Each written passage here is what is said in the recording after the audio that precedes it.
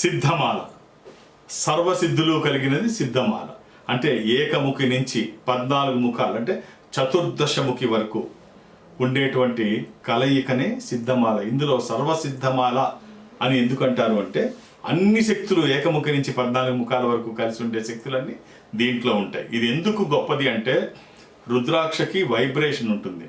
ఆ wave length ఎంత ఉంటుంది, ఆ వైబ్రేషన్ ఏ స్థాయిలో ఉంటాయి అని ఆయా రుద్రాక్ష మీద ఆధారపడి ఉంటుంది.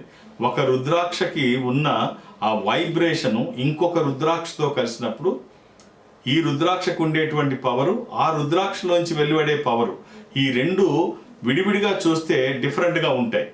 అలాగే ఈ రెండు కలిసినప్పుడు వచ్చే జనరేట్ అయ్యే ఆ పవర్ డిఫరెంట్గా ఉంటుంది. అలాంటిది రెండు కలిస్తే జనరేట్ అయ్యే పవర్ డిఫరెంట్గా ఉంటే 3 రుద్రాక్షలతో వచ్చేది ఒక అద్భుతంగా ఉంటుంది. అలాంటిది 14 రుద్రాక్షలు కలిసిన కలయికతో వచ్చేటువంటి వైబ్రేషను అది ఒక అద్భుతం.